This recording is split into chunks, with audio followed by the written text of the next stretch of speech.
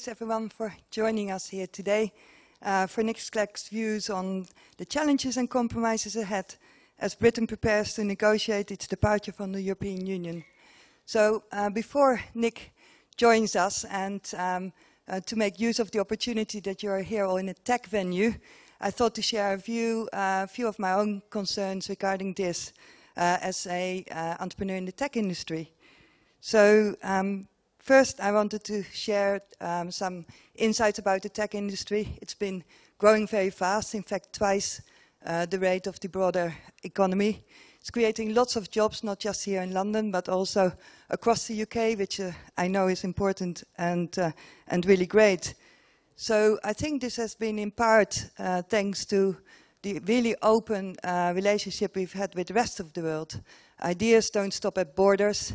Many of the tech businesses that were founded here were based on ideas that maybe were born elsewhere. So I think it's important that we keep our open relationship both with the rest of the world as well as with Europe. Secondly, our industry has been struggling with a massive skills shortage. This is despite the fact that we've had easy access to all the top talent that has been available from Europe. I know that we will probably be granted some work permits to recruit from Europe and from elsewhere in the world. But besides the red tape and cost that will bring to the businesses we have, I think we're also diluting what was a really, really positive recruitment message that we once had. Join a really open, forward-looking and positive country, the country that I was really, really excited to join some 18 years ago.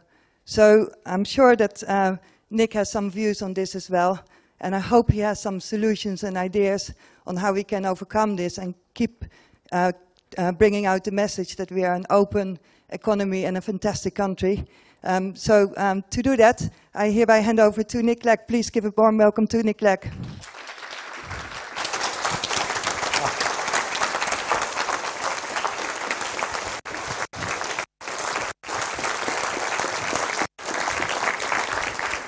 Hi.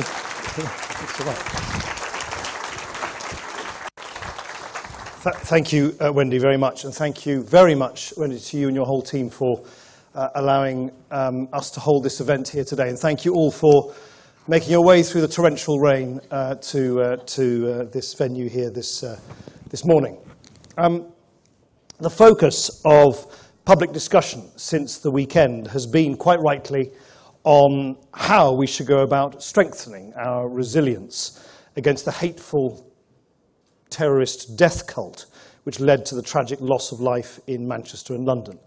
Today, however, I would like to turn attention back to the issue which Theresa May claimed was the reason for holding the election in the first place: Brexit. The Prime Minister has insisted that Brexit is, in her words, the one fundamental defining issue of the campaign. And she was right to say those words, because Brexit touches on every aspect of our lives, from the way our farmers farm, our fishermen fish, to the increasingly sophisticated EU measures deployed to apprehend would-be criminals and terrorists across the continent. The problem is, judging by the campaign so far, you would never have guessed that Brexit was important at all. For the last 6 weeks, both the Conservatives and the Labour Party have colluded to evade all meaningful scrutiny of their Brexit plans, if indeed they have any.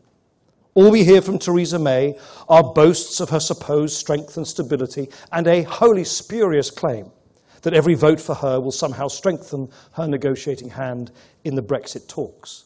All we hear from Jeremy Corbyn is a shopping list of giveaways accompanied by back-of-the-envelope costings. It's a promise of everything to everyone where no one is expected to pay for anything. Both of them are indulging in the politics of evasion and fantasy. It would all be laughably absurd if it wasn't now so desperately serious. Because neither the Conservatives nor Labour are being straight with the voters about the crisis that is coming. We are no closer today than we were a month ago to knowing what Mrs. May or Mr. Corbyn really believe Britain will look like after Brexit. Yet the brutal truth is that both of them have already made fateful choices about Britain's future while refusing to explain those choices to the British people. Strip away the contrast in tone and the differences in language, and a striking reality emerges. Both the Conservative and Labour positions on Brexit are now more or less identical. Pull Britain out of the customs union and the single market. Abruptly bring an end to freedom of movement. Deny the people any chance to decide on the final deal. They are in total agreement. This identikit approach to Brexit is hardly unexpected. After all, Labour voted with unseemly haste to vote to trigger Article 50 and start the clock counting towards Theresa May's hard Brexit. And, like the Conservatives, they also failed to vote to guarantee the rights of EU citizens when they had the chance in Parliament. So in an election where we were told that there was a clear choice about two deeply contrasting visions, about a contest between Labour and Tory leaders with nothing in common, the truth is that there has been a pact of silence on Brexit between Theresa May and Jeremy Corbyn. It is one of the most cynical acts of political collusion between the two larger parties in a generation. And it has made a mockery of Theresa May's insistence that this is a general election about Brexit. Instead, with no attempt to discuss the detail and no effort to explain her approach, Theresa May exhorts the nation to believe in Brexit, fabricates an EU plot to punish Britain, and blithely insists that a vote for her will bring about a better deal. Well, if meaningless sloganeering and faintly paranoid anti-EU outbursts are all it takes to secure a good Brexit deal, then Theresa May would do Britain proud. But by choosing the hardest of all Brexits, by refusing to prepare the British public for the necessary compromises that lie ahead, and by posturing as Europe's enemy rather than the friend we so clearly are and should be, Theresa May has set our country on the most damaging course imaginable. Our country cannot thrive without a strong economy. Yet it is quite clear that we can't have a strong economy and an extreme Brexit. Just look at the evidence, even if Theresa May and Jeremy Corbyn refuse to. Because the evidence that Britain should brace itself for a painful Brexit slump is accumulating by the day. Voters are already aware that the cost-free Brexit they were promised is off the table. Remember the £350 million a week for the NHS, the VAT cut, the instant solution to immigration? Theresa May would rather you didn't. Instead, the grip of a growing Brexit squeeze on people's income and public services tightens by the day. Last week, we learned the grim news that while the UK was the fastest growing economy in the G7 in 2016, in the first quarter of this year, we're now the joint slowest with Italy. GDP growth, 0.7% at the end of last year, has slowed to 0.2% in the opening quarter of 2017. The economy is nearing a standstill. Since June 2015, sterling has suffered a dramatic 20% fall against the euro and a 19% fall against the dollar, a direct consequence of the uncertainty in the run-up to the referendum, the result of the vote, and the subsequent failure of this government to commit to staying in the single market. Inflation, which registered at 0 at the time of the referendum, today stands at 2.7%, the highest level since September 2013, and is predicted to go higher. And with average earnings growth failing to keep up with prices, consumers are already beginning to feel the Brexit squeeze.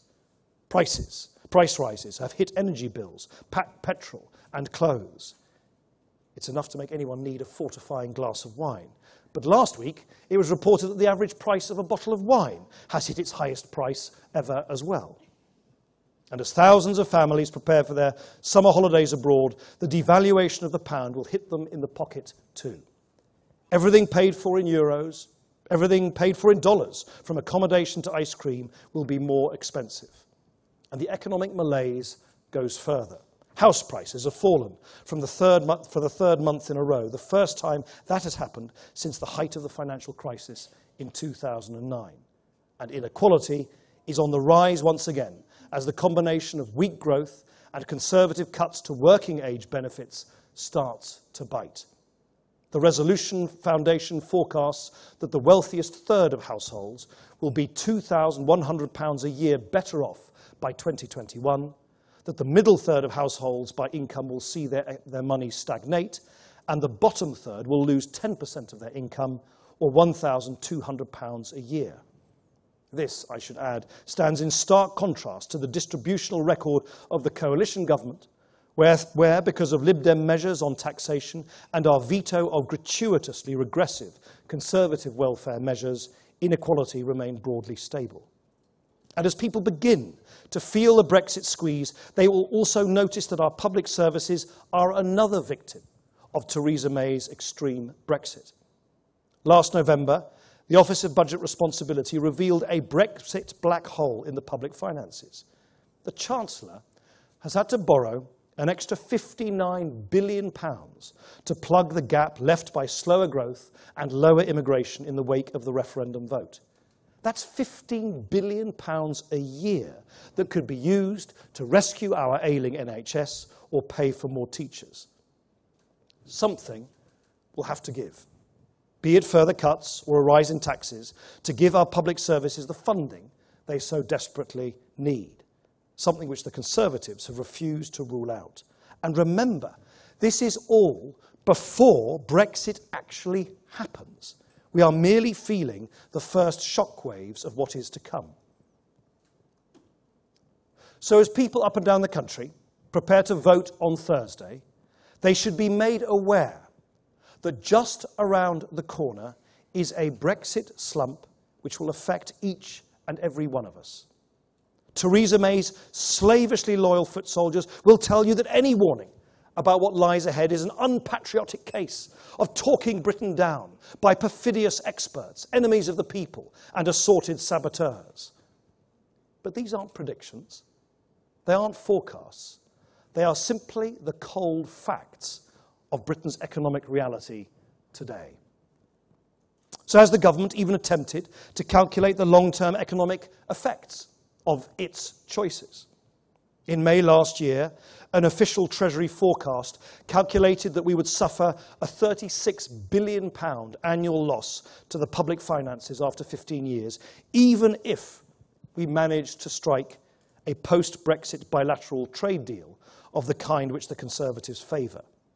No deal, meaning that we would fall back on World Trade Organization rules, would, according to that same Treasury analysis, mean a loss of £45 billion a year, thanks to reductions in trade and the impact on growth and tax revenues. To be clear, I'm not making a judgment here about the supposed opportunities created by Brexit and whether they will materialise. Those were priced into the Treasury's calculations.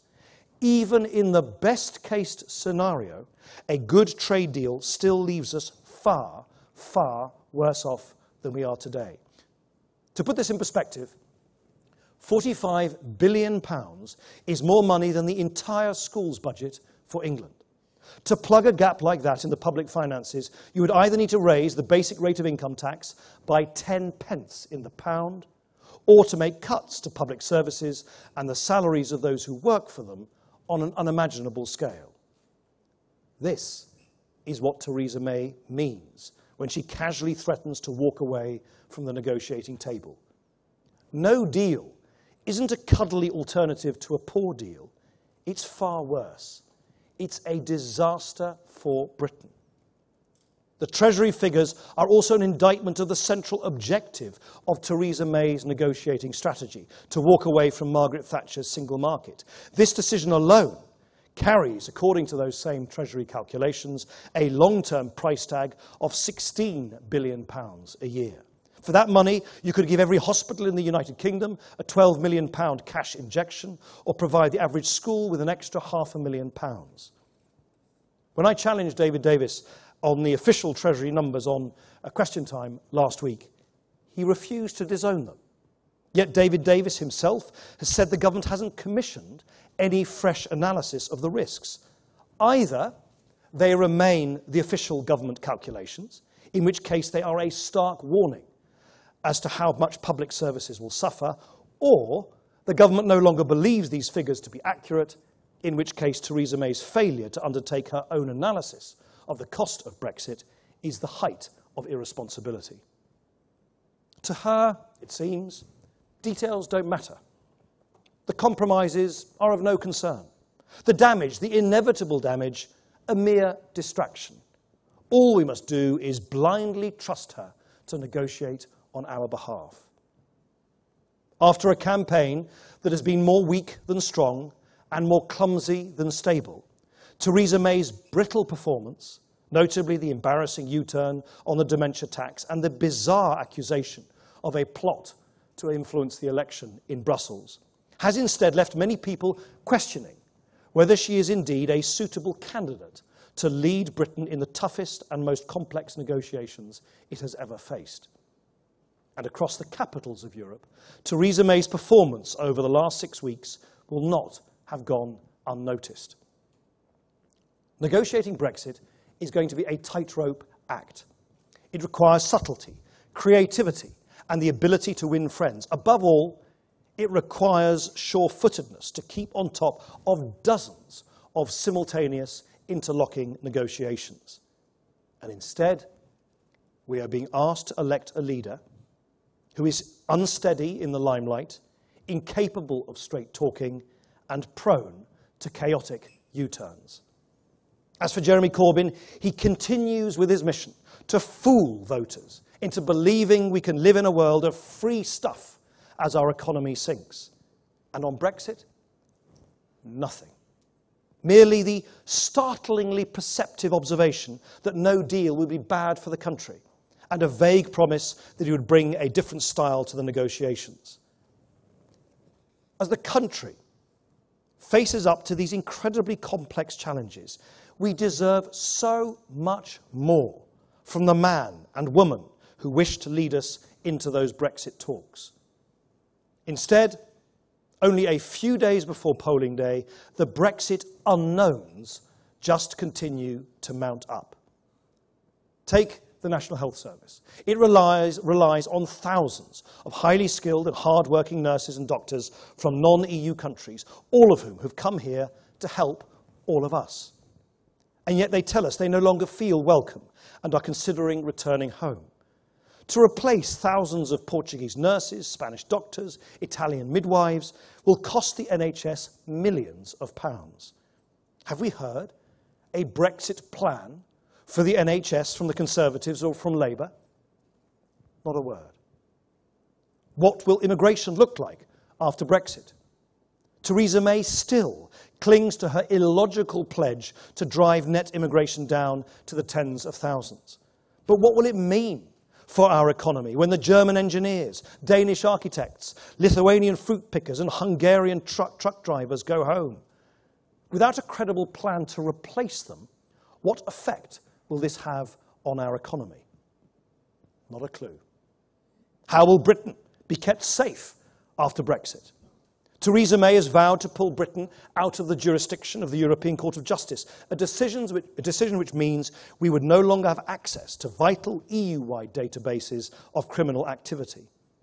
Just last year, a not-so-distant era when Theresa May made perfectly rational arguments against leaving Europe, she warned that being in the UK makes us more secure from crime and terrorism. She herself has now exacerbated that risk by refusing to abide by the rulings of the ECJ. So where are the contingency plans when our police forces find themselves unable to check the databases of 28 EU countries at the touch of a button? If only she would deign to tell us, then maybe we could judge for ourselves. How about businesses? that are reliant on exports to the continent? How is the government preparing them for the moment when their products will, for the first time since the 1970s, have to go through customs checks? When every joint of meat needs an export health certificate and a country of origin form. When every computer chip or car seat has to be accompanied by reams of paperwork proving its compliance with European regulations. What about the tech firms and entrepreneurs that make this corner of London so vibrant? What reassurance can the government offer to companies whose access to European markets depends on a common system of data protection rules? Again, nothing. Instead, by all accounts, business leaders are invited into Whitehall to meet ministers who sit there and just parrot the Prime Minister's empty slogans back to them. I remember that David Cameron, Theresa May's predecessor and a man I worked closely with for 5 years, was often dismissed in the media as an essay crisis Prime Minister, a man who preferred to wing it and leave things to the last minute. Whether that caricature was fair or not, most of the time, the essays emerged in the end. Even a short essay by Theresa May on how she intends to meet the challenges of Brexit would be a massive step forward. Not only has she failed to produce the government equivalent of an essay, she's barely produced a coherent paragraph in one whole year. No wonder David Davis now boasts that over 12 months he's produced the sum total of 100 pages of notes about Brexit. At that rate, the Brexit negotiations, an undertaking which will involve hundreds of thousands, possibly millions of documents, will barely get to first base by the middle of this century. For all these reasons, I issue this stark warning today. As people up and down the country prepare to vote on Thursday, they should be aware that they will soon be the victims of an act of national self-harm imposed on us by Theresa May and Jeremy Corbyn, which will affect each and every one of us. Whatever happens in the relative fortunes of the Conservative and Labour parties this Thursday, the country will be trapped on a path which, if left unchallenged, will remorselessly lead us to a Britain of lower trade, less prosperity, rising prices, a weakened NHS, and undermined security. It is a bleak prospect and a grim future. It is the future that Theresa May has chosen for us by setting us on the riskiest possible path to Brexit, a path which Jeremy Corbyn shamefully has now fully endorsed. But we can choose a different future, because this is not a future I want for this great country. It is not a future I want for my own children. It is not a future that the many young people in this country voted for last June. So while Britain may stand on the brink of a self-destructive Brexit, we can stop it happening. There is a way to change course. There is a way to steer us away from the rocks which can already be seen on the near horizon. What this country needs are members of Parliament who are prepared to be open with voters about the risks and the unavoidable compromises ahead. Members of Parliament who are prepared to hold this government to account as it blindly drags us towards this hardest of Brexit. Members of Parliament who will fight every step of the way to keep Britain in the single market and the customs union. And at the end of the process, members of Parliament who will offer you a chance to vote on the final deal. I have no intention of giving up, and neither do the Liberal Democrats, because only the Liberal Democrats will provide the opposition to Theresa May and Jeremy Corbyn that this country so desperately needs. This election really is about Brexit. Just don't let it be the Brexit of Theresa May and Jeremy Corbyn. There are 3 days left to stop the Brexit crisis. Vote for a brighter future for Britain. Vote for the Liberal Democrats on June the 8th. Thank you very much for listening to me.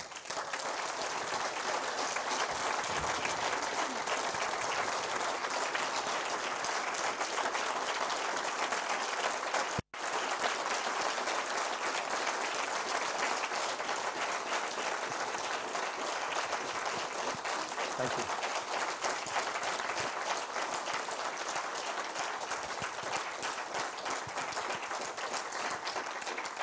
Thank you very much. So, time for some questions and comments. Anyone? Yep. Thank you, Rob Merrick, for the independent. Wait for the microphone. Oh, sorry, you've got to wait for the microphone. There you go, Rob.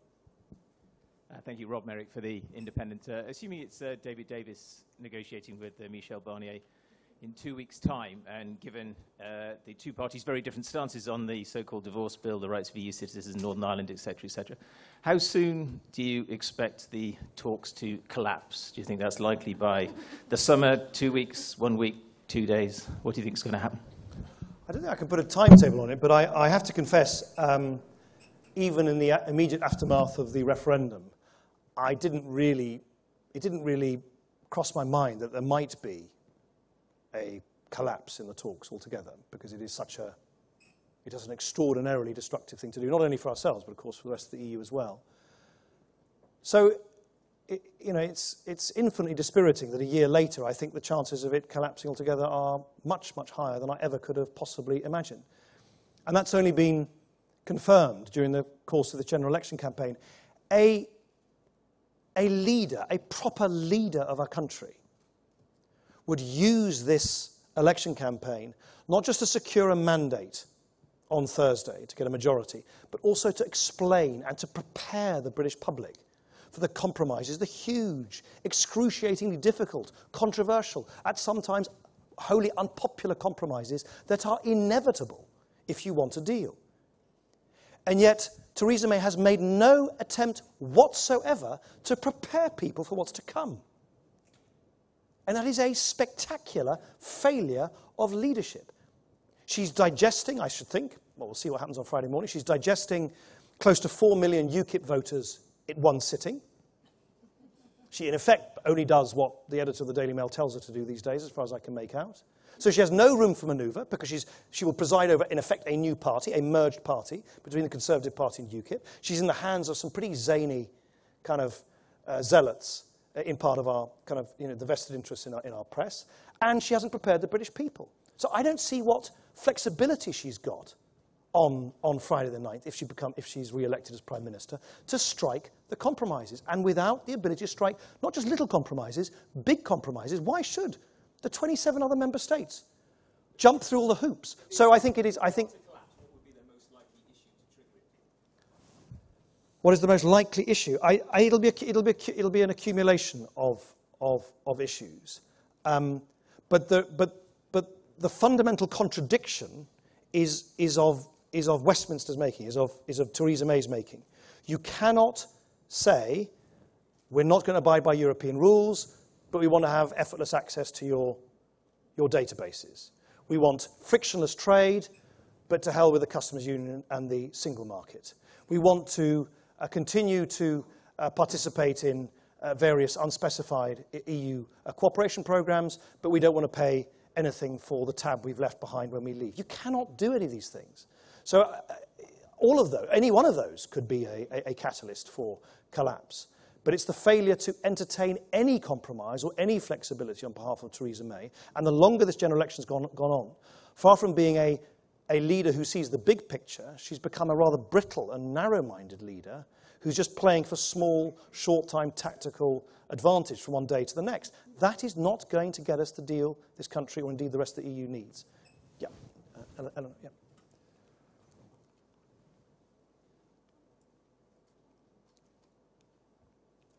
Eleanor Garnier, BBC News. The Lib Dems have focused this campaign on Brexit. Some say it's almost been... I'll start again. Eleanor Garnier, BBC News. The Lib Dems have focused this campaign on Brexit. Some say it's almost been a single-issue campaign. Security has dominated earlier in the campaign, and it's dominating again as we head into the last 48 hours. How worried are you, you've alluded to it in your speech, that the Lib Dems' message just isn't getting through? Well, that's for people to judge on Thursday. But we didn't choose the timing of this election. We didn't choose to declare that this election was all about Brexit. That was Theresa May. We responded to her challenge to make this election about Brexit. So the irony is, Obviously, we're a smaller party compared to the two larger battalions. We were told by them Brexit was the be-all and end-all of this election, and then they run for the hills. We're the only ones left actually trying to level with the British people about the kind of choices we face. And by the way, those choices directly affect our ability to keep ourselves safe. I mean, as I saw for 5 long years in government, where I was receiving daily briefings from the intelligence services and the police, our ability to monitor people coming into Europe from conflicts in Libya and Syria and elsewhere, and then to track their movements across the European Union is essential to keep us safe from further attacks. And that cannot be done alone. And there is an increasingly sophisticated panoply of measures which we use from the Schengen Information Service, probably one of the most sophisticated databases of its kind anywhere, certainly anywhere in Europe, to Europol, run, ironically enough, by a Brit. All of these measures are essential to our safety. And yet we have had a 6-week-long campaign, and the Prime Minister of this country still can't explain to you how she's going to keep those measures in place. And she patronises you and all of us with these platitudes that says, of course we'll find a deal. You cannot, it is legally impossible for 27 other countries to share data on would-be criminals and terrorists with us if we're not prepared to continue to abide by the data protection rules of those databases. It is legally impossible. It's not a question of whether people want it. Of course everyone wants it. Everyone wants to continue to cooperate to keep us safe. She is making what everyone wants a legal impossibility.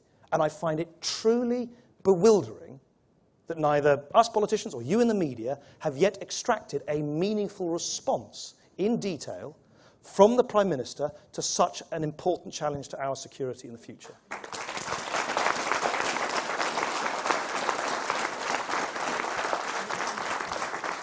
you want to say something else? Or no?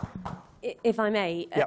Yes, it was the Prime Minister's decision to call the election, but it was the Lib Dems' decision to focus primarily on Brexit. My question was, are you concerned that the Lib Dems' campaign has been too narrow? No, what I was trying to explain in the speech, when the two larger parties lock horns and obviously in an unspoken way do so in this sort of act of collusion where they choose not to speak about Brexit. Actually, it's worse than that. It's a sort of double conceit. They neither want to talk about Brexit, nor do they want to talk about the economy. And I think in Theresa May and Jeremy Corbyn, we have two leaders of the two main parties who, in my view, are less interested and, frankly, less knowledgeable about the economy than any other two leading members of the Labour and the Conservative parties I can remember in living memory. So, of course, when that happens, of course it is difficult for other participants in the election to intrude when they both have this mutually reinforcing interest not to talk about the elephant in the room, Brexit. But as I say, it's worse than that. It's a double conceit. They don't want to talk about Brexit, and they don't want to talk about people's livelihoods, their jobs, their money in their pockets. So, of course, it's different. Does it mean it's wrong? No, of course it's not. Someone surely needs to raise the alarm and talk to the British people about what is going to affect them and their families in the next few years. Should we get this first row done, and then... I don't mean that pejorative. I mean... Cornelia Parker, election artist. It might be a very naive question, but why isn't Brexit being dealt bipartisan? Why is it that when everybody went to the polls about Brexit, they thought it was cross-party? You know, that all the parties went around the country.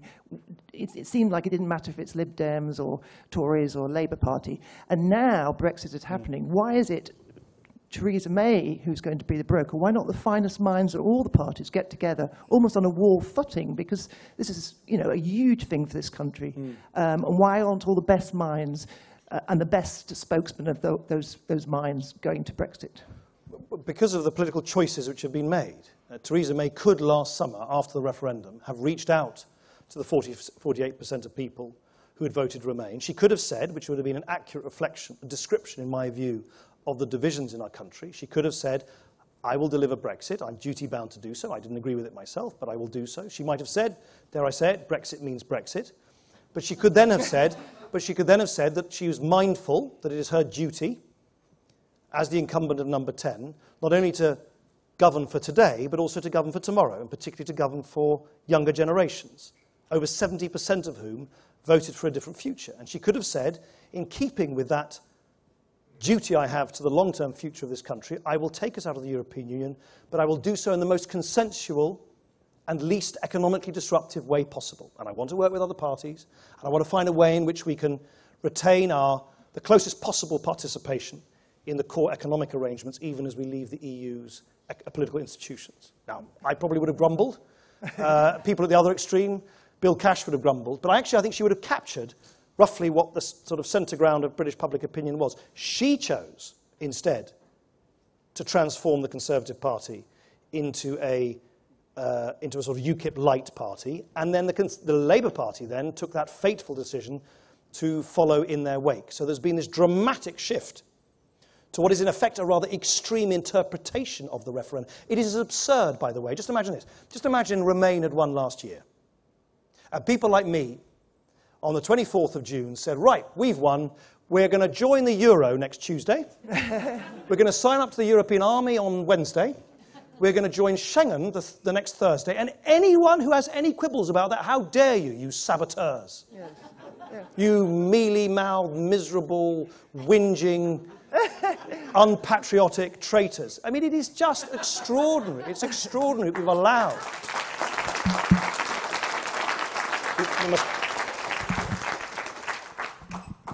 Hi there, Richard Wheeler from the Press Association. Given that the post-Brexit environment sees Britain needing to bid for different trade deals, what appetite do you think there will be from the leadership of the country, whether it's Theresa May or Jeremy Corbyn, to sort of slap down publicly allies and friends, whether that be the US or in the Middle East, given what we've seen in the last 24 hours when, with Donald Trump, we've had Theresa May sort of barely criticise him for his criticism of Sadiq Khan. And today I think Boris Johnson was saying that the state visit will go ahead as planned. There's no change in that offer. Well, we've obviously seen far from strong leadership. We've seen supine subservience in Theresa May's response to Donald Trump. But I think one shouldn't underestimate quite how quick the diminution in Britain's status in the world has been in the eyes of other world leaders. Just over the last 2 or 3 weeks, 2 of the most powerful men came to visit Europe. The Prime Minister of India, Prime Minister Modi, and the President of China. They didn't come to the United Kingdom.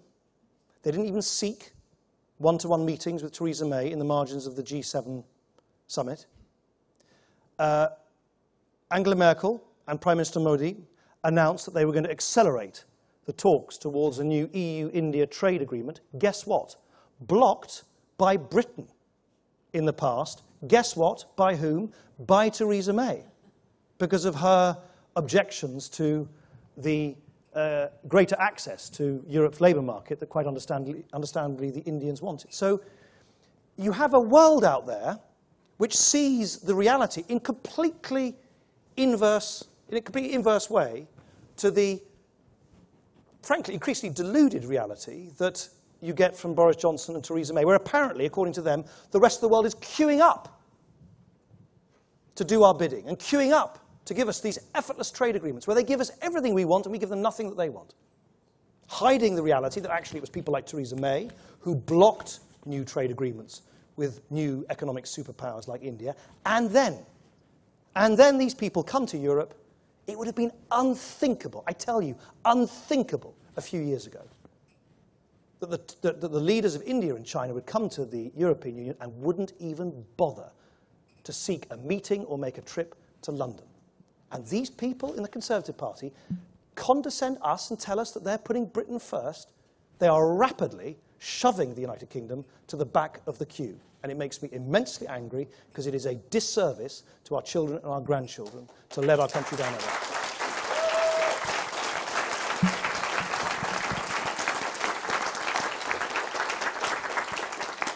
Morning, Siobhan Robbins from Sky News.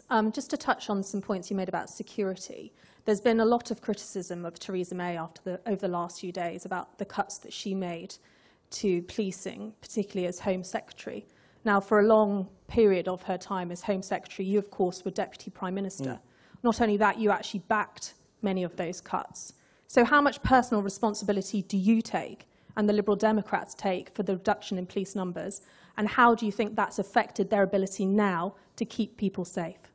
So, of course, you're right. There were, just the record shows, there were reductions in budgets across Whitehall, and including in the Home Office, in that immediate sort of aftermath of the economic firestorm that we were trying to put out in the government from 2010 to 2015. Since then, of course, the Conservatives have proceeded with further cuts to police numbers, which, if you go back to our manifesto in 2015, we would not have done. And as Tim Farron has explained, we now have a plan to put £300 million a year back into policing.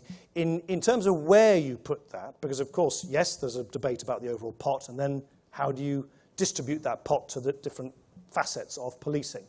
I think it is now widely understood that if you want to keep us safe, there are many, many different facets to this, of course. There's European security, there are military interventions in Syria and elsewhere, there is intelligence gathering across the United Kingdom.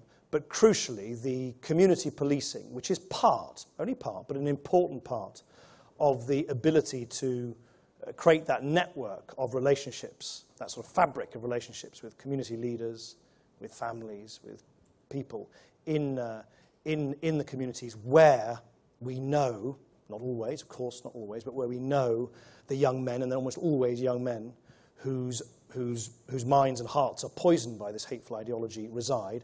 That is clearly an important component, and I think it is now beyond argument that we need to have a good look as a country at how we replenish the resources and support for that style of community policing, which is not a magic wand solution. Nothing is. But it helps. But in hindsight, would you, if you were looking back now, were those cuts a mistake? Should you not, those cuts you presided over? I'm not going to pretend I can redo history. We had a huge job as a coalition government to stabilise the British economy, and savings were required across Whitehall. And the choices people like me took, I mean, I intervened personally to make sure that those savings were not, for instance, imposed on the schools budget, which are now being, alas, imposed with some very profound consequences by the Conservative plans. We decided to keep NHS funding pretty stable. I think those were understandable choices at the time. As I say, there was a stark difference between our approach and the Conservatives after 2015. They've been in power for the last 2 years, and our plans now going forward are significantly different. Thanks. Hi, Mr. Clegg. Adam Payne from Business Insider. The speech you just gave was, I think it's fair to say, is quite statistic-heavy, and I think statistics are important. We'd all agree on that. But one big criticism of the Remain campaign from people even within the campaign was it was too statistic-based and didn't offer kind of an emotive argument for staying in the EU that appealed to people's feelings and anxieties across the country. Do you think the pitch you just gave is guilty of the same thing, and also the Liberal Democrats' pitch across the campaign? No, I don't. I don't buy at all this idea that we should all try and emulate Donald Trump, or worse still, Michael Gove, and ignore all experts and all statistics and all facts. You know, sometimes it is important to spell out the reality, and we have an unreal election campaign where you have two leaders, as I say, Jeremy Corbyn and Theresa May, who are wholly uninterested in talking about the reality of Brexit, who have no idea what to do about Brexit, and are simply not levelling with the British people about the reality of the squeeze on their living standards and on public services. And I think to try and chase populism by giving up on reason and fact would be a huge mistake. But beyond that, I can't think of a more emotional pitch than saying that we owe it to younger generations to keep them secure, to give them, to bequeath to them a strong economy, particularly when, and which other mature democracy has ever done this? We are taking a radical choice about our own future against the explicit stated wishes of those who have to inhabit the future, the young.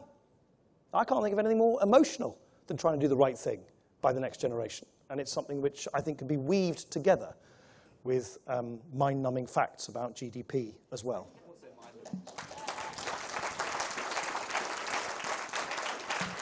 Yeah, at the back.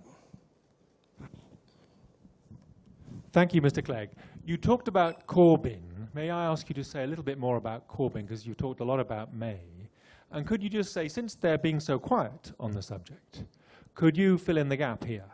could you say how you think Corbyn's Brexit would be different from May's Brexit? And since you want us to vote for you, could you say how your Brexit would be different from both Corbyn and May's? So on the latter, the main difference, of course, is that we think, by the way, in keeping with proposals put forward by John Redwood and David Davis in the past, we think that this should be a fully democratic process. We voted to leave.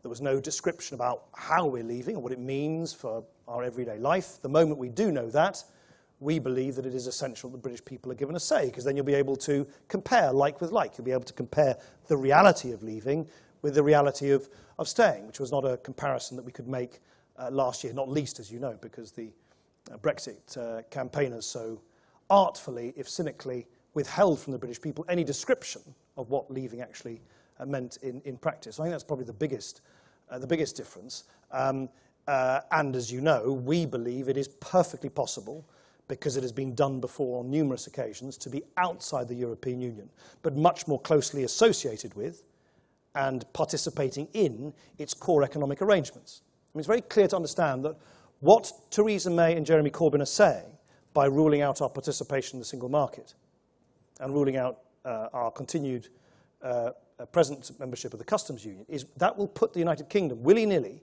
at a greater distance, economically speaking, from our largest economic hinterland than countries like Switzerland, Norway, Iceland, Turkey. So that choice has already been made. That choice has already been made. We could have chosen, as I described earlier, to say, no, we're going to try and remain closely associated economically, even if we lose our place at the sort of high table of the political institutions of the EU. So those are the big differences. As for Corbyn, look, I don't know, you'll need to ask him. I don't get the impression he ever particularly believed in Britain's membership of the European Union in the first place. He was so lamentably lukewarm in the referendum. I mean, lukewarm to the point of invisibility. He's now displaying, as far as I can make out, absolutely no understanding. He's had a year as well. Absolutely no understanding about what happens next. I read an interview coming down from Sheffield on the train this morning. Just this morning, he's given an interview saying, we will negotiate to get tariff-free access. Well, who's not going to negotiate for tariff-free access? It's a completely meaningless thing to say. He doesn't seem to understand that tariffs are not really the issue at all. Tariffs are reduced worldwide, and I think they can be relatively straightforwardly eliminated between ourselves and the EU, even if we leave. That's not the issue. The single market has nothing to do with tariffs.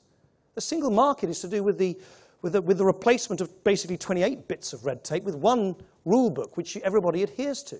So you don't have to fill all that endless paperwork.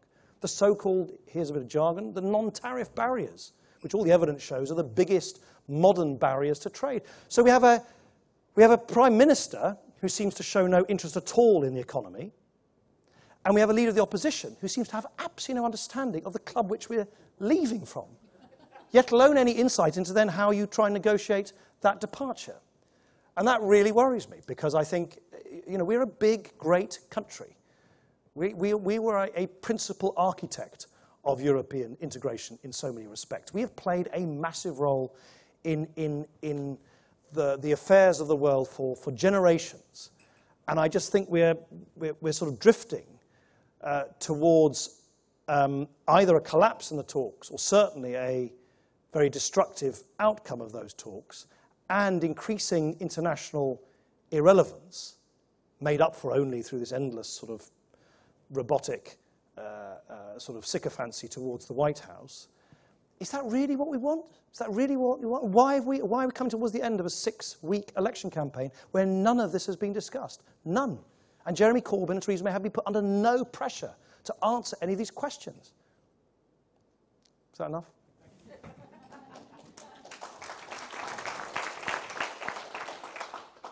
Yes, gentleman here. I'll give shorter rants.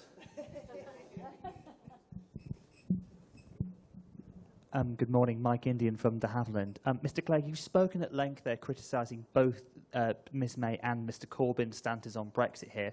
But say on Friday morning we have a minority Labour government, which is not outside the realms of possibility here, how would you like to see Liberal Democrats MPs, however many or few there may be in the next Parliament, act going forward? Would you support them on a confidence and supply basis? Would you want to see them succeed in key votes on the Queen's speech, given the alternative, as you say, is a Conservative government advocating a hard Brexit, which you oppose? Well, as Tim Farron has been very clear, admirably clear in my view, the Liberal Democrats are not going to enter any coalitions, any pacts or any deals. And for what it's worth, I mean, look, I'm not a psephologist, and pretty well every political prediction I've ever made has always been wrong, so maybe I shouldn't say this. But I just don't think there's any remote possibility of the Labour Party returning more MPs than the Conservatives. None at all. And I think there's been a lot of breathless excitement about the tightening of the polls. If the tightening of the polls is not accompanied by a resurgence of the Labour Party in Scotland, which is one of the fundamental things which has changed in the British landscape, I just don't see how they can possibly win. And it's kind of, I think it's all a bit, I think it's a lot of froth and nonsense. The fundamental facts of British politics, which mean that it's almost a foregone conclusion that the Conservatives will win a majority, are still in place. The Labour Party has been completely destroyed in Scotland, and there's no sign at all that they will get off the canvas. So the only alternative is the belief that Jeremy Corbyn can beat the Conservatives in England and in the South Coast and in the home counties. That is just not going to happen. So we can have this parlour game where we can say, what if, what if, what if. I really think this, even by my lamentable standards of political predictions and punditry, I think this is such an implausible scenario. It's not really worth, I don't think we spend that much time dwelling on it. Good morning, Mr. Clegg. Christopher Clement-Davis. Thank you for your brilliant speech, which I didn't think was statistics heavy at all. I thought it was full of marvelously telling phrases. My question is this. A lot of people are assuming that the Lib Dems aren't making much impact in the election at the moment because so many people have accepted that Brexit is going to happen. Conversely, there's a growing belief that as the real pain of Brexit is felt, and as people wake up to the realities, which, as you rightly said, Theresa May and others are disguising, there could be a huge reaction against it and a fundamental change of mind. What do you think of the prospects of that happening? Of what? Of people... Change of mind, and perhaps another referendum. Well, look, it's our position that, as you know, that the people should be put in charge of the decision on whether the final deal, assuming there is one, is any good for us or not. It shouldn't be left to the political classes to decide, or still worse, just a cabal of folk in number 10. As to how public opinion may or may not change in the future, I find that incredibly difficult to predict. Of course I do. But I think it is tremendously important that those who promised an economic nirvana, who promised an array of new trade agreements around the world which would effortlessly replace the trade that we're going to lose in our own hemisphere, who promised that living standards would go up, who promised that this would all be done and dusted within 2 years, who promised that there would be more money for the NHS, who promised that there would be Brexit-induced tax cuts, who promised that people's concerns about immigration would be allayed overnight. I think it's tremendously important that they are held to account.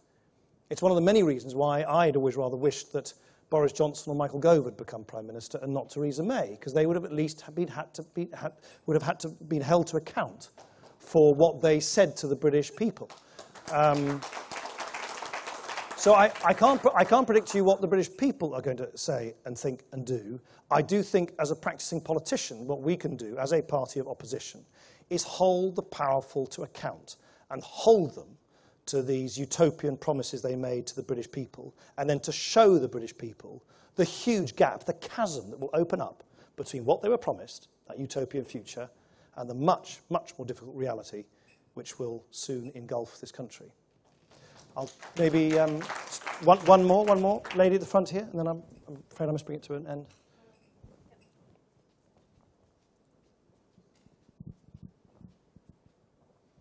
Yes, thanks. My name's Sandra Kaduri. I'm just wondering how you would deal with Europeans. How do you think they're managing Brexit at the moment and the sense of sort of betrayal and lack of solidarity? What would be your style of negotiation with them to restore a sense of trust and solidarity with them? And secondly, the idea of EU associate membership for people who want to retain a connection to the EU. Do you think that's a realistic possibility? So on the latter, this is an idea which has been championed by Guy Verhofstadt, the European Parliament's chief sort of point man on Brexit. I've discussed it with him. He hasn't yet worked it out in detail. It's, of course, self-evidently a legally fraught concept, but one that he wants to persist with. And I think he should be given every encouragement and support to do so, because I think the idea of trying to offer people some way of retaining a more meaningful connection with our sort of European kith and kin and with the European Union is something which is very attractive to many people. But he hasn't worked it up in detail, but I think he should be given every support in doing so. How would you go about it? I would just remain kind of calmer than all that kind of vituperative, hyperventilating kind of stuff that you get from the Conservatives, but also just kind of straightforward about it. You know, Theresa May could say to the leaders, look, I didn't want this. I didn't want this, but I'm duty-bound, as she is, to seek to deliver it. But I want to deliver it in a way which minimises the disruption to all of us. Because, you know, if you're sitting in Paris or Berlin or other countries, they've got so much to deal with. So much to deal with. Their own economic problems, the Mediterranean refugee crisis, a belligerent Turkey, an aggressive Russia. I just wish there was a little bit more modesty sometimes, certainly in the way in which Brexit is talked about in the kind of British political and media elite, to understand that, you know, other countries have other things to get on with. They don't spend their every waking hour thinking about Brexit. They didn't want it. They desperately wanted us to stay. And so, of course, they feel not only a bit rejected, they're now utterly perplexed. And not only they were rejected, they're now being accused, apparently, of some unspecified plot. A plot. I mean, it is so loopy that we now have a British Prime Minister accusing people in Brussels of a plot to influence our election. If it was a really rubbish plot, for a start. And secondly, the idea that a briefing to a German newspaper about a dinner is the way you go about trying to undermine British democracy. You just need to say it to see how. So they are utterly perplexed that the traditional British reputation of being level-headed, keeping our sense of humour, having a sense of perspective, looking at the long term, understanding our wider international responsibilities, is being replaced by this shrill, vituperative, sort of aggressive language directed at them. And the thing they always say to me in private, always, over and over again, is they say, we didn't pick this fight. You did. We didn't. And it's really important to remember that psychology. So we shouldn't expect them to come up with the answers. We took that decision as a country, from their point of view. We took this decision as a country, and it's now up to us to explain to them how on earth we're going to pick our way through this mess. And all they hear is kind of, you know, semi-paranoid accusations of a plot and abuse. That is not a smart way of getting 27 other sovereign governments and parliaments who all have their own pride and their own vanities and their own needs. That is not a smart way, before the negotiations have even started, of getting people to see your point of view. And with that, I must end. Thank you very much.